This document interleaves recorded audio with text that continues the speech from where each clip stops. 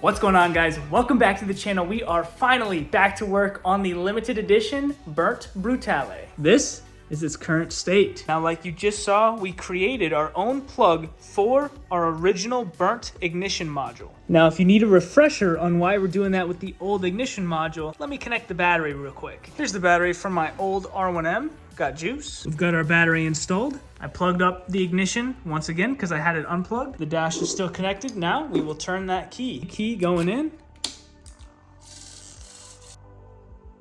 And this is where our problem lies. Our original dash says insert pin code. And now the reason it says that, we had installed a used secondhand ignition module onto our original ignition cylinder because our original ignition module is all burnt up. But the used ignition module is requiring a pin code, which we don't have, and I can't get it from the eBay seller that sold me that used ignition module. So our only option right now is to wire up our burnt ignition module and hope for the best.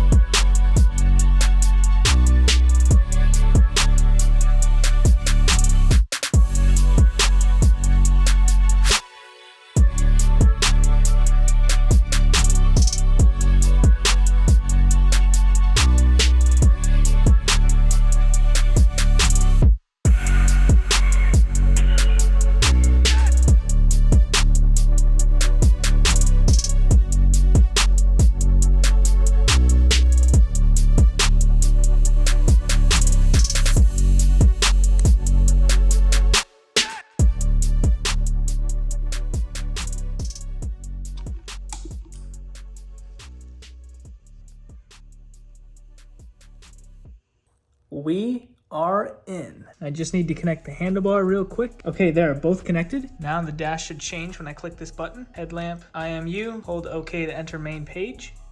No way, 1,263 miles. We have made it into the dash. Obviously, we have a bunch of malfunctions. Air temp, H2O sensor, throttle ignition stop, engine throttle position sensor. That's probably because it's not plugged in. Injector 1 low, injector 2, injector 3, injector 4, injector 1, 2, 3, 4. There's 8 injectors on this bike. Fan relay, DBW, front compression, front rebound, steering dampener, ABS link, headlamp link. Wow. There are so many electronics on this Brutale. Now that is some crazy low mileage, and I can't believe we're officially past the pin code. That ignition module is probably programmed to this original dash. So our wiring job held up, and it works with the harness. So hypothetically, if we were to crank this with the proper stuff on, it should crank over. So now that we verified that the dash is working and that we've bypassed that pin code issue, we can start getting this engine ready for its very first crank.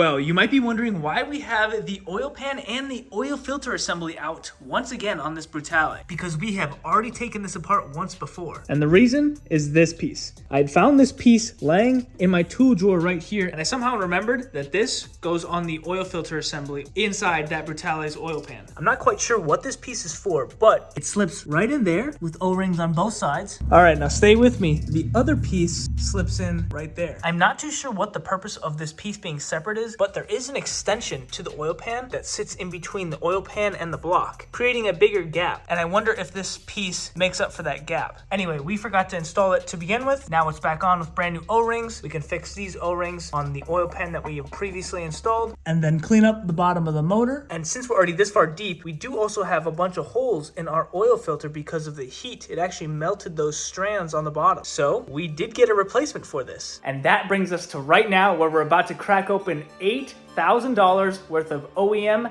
MV Agusta factory parts.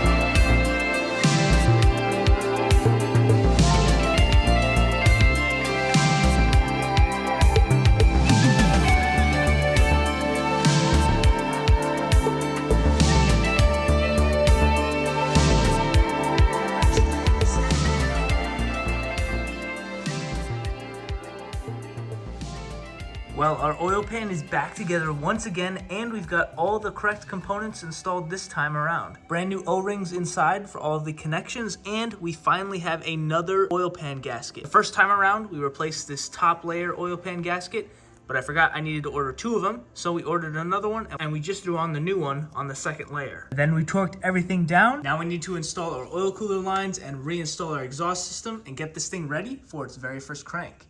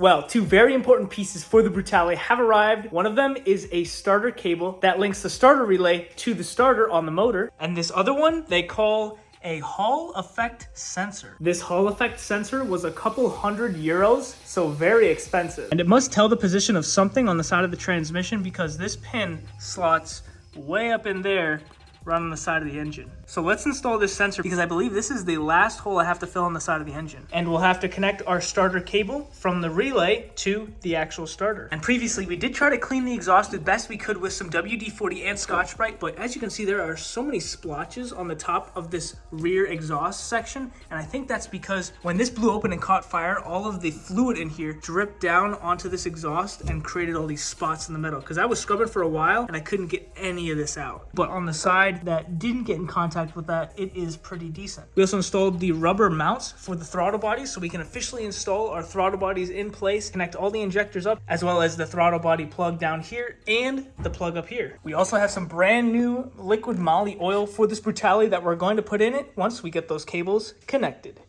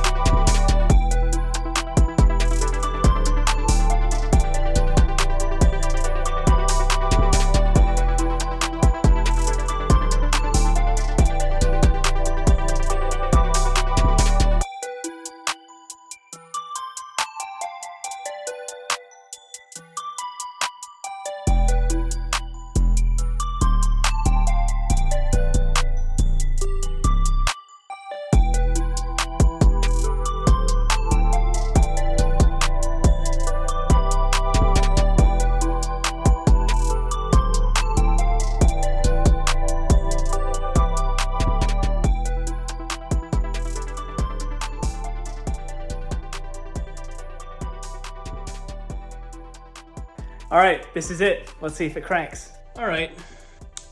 You know what? Maybe I should move these towels. Nothing.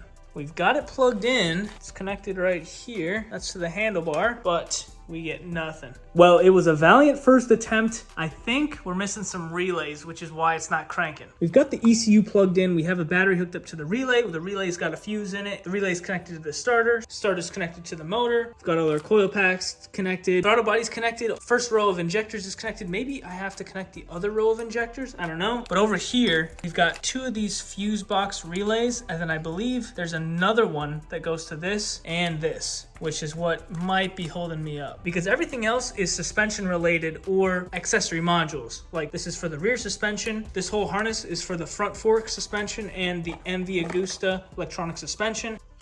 All right, plugged in. Give it another shot.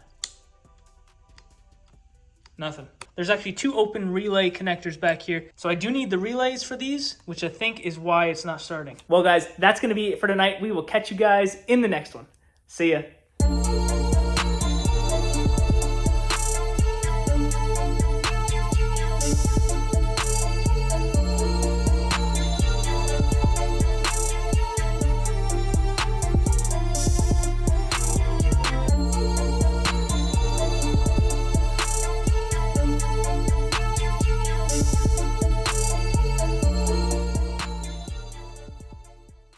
You know how I said that sensor was expensive and it was a couple €100?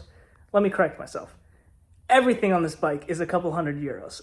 And can we give a huge shout out to the MV Evolution Bike Factory in Italy? Man, they are cranking out these boxes for me. There's at least 100 little tiny pieces in these that they boxed for me, and we've only opened 3 of the boxes. There's 4 left. Wow, they did an amazing job. We bought every single bolt, new O-ring, new washers, new brackets, new connectors. I tried to get everything, and we will be completing this bike.